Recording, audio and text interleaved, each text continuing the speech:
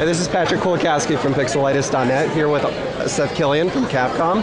I just have a few questions I'd like answered. So, after leaving Capcom, Keiji Inafune stated that it was much easier to get a sequel of a game greenlit at Capcom rather than a new franchise. Considering how much easier it is to market a sequel to the public, why do you feel Capcom has chosen to start two new franchises like Asura's Wrath and Dragon's Dogma as opposed to resurrecting old series like Breath of Fire or something like that? Well, we try and keep a good balance basically overall because yes, there's no question it's way easier to market. I mean, there's no question sequels. You look around at almost all the biggest franchises in video games and you're talking sequels. Yeah. And oftentimes for a company, that's part of the investment, is you start a franchise and the first one you might spend more money on the game than you even expect to see, but hopefully you can make a sequel and help recover the cost of making the game that way. But Capcom has always been a big believer in a good mix of revisiting old franchises.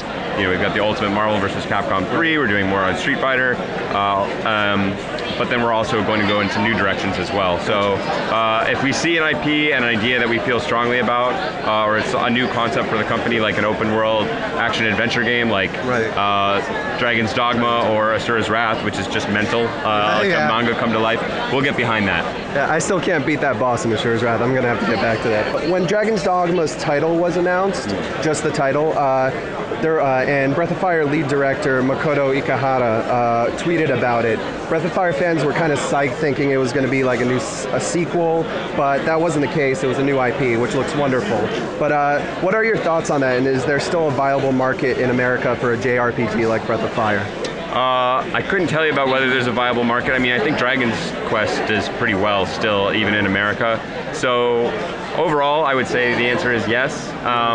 Breath of Fire, we've been looking a lot at some of our old franchises, trying to see where the opportunities are. It wasn't our biggest franchise, but I think they were great games and they definitely have the fan base, so not out of the question, but right now we're in on Dragon's Dogma and trying to, we wanted to do for a new open world, start fresh, so. Gotcha, and I mean, Breath of Fire 3 made it to, Breath of Fire 4, sorry, made it to number 15 on top 20 PSN downloads in September, so that's something. Yeah, that's something, right? So my final question, so it was revealed recently by Capcom's corporate officer, Christian Svensson, that Breath of Fire 3 was denied a PlayStation Network release due to undisclosed legal issues. Now, the PSP version was also denied in North America due to Sony's policies about porting games to the PSP. Is there any way North American fans of the third game would be able to see a re-release of the title in the future? I don't know what all the legal ramifications and situations are, so I can't say how tricky or insoluble they are, but it's a pretty big obstacle at this point just because the harder it is to release a game like that, the more you have to work and the more money you have to spend, even with lawyers, then the less profitable it potentially becomes, and then you're looking at releasing something that definitely is going to lose you money, which is a hard argument to make with the boss. It's like, hey, I got this great plan, it's going to lose us a bunch of money, and he's like, you're fired.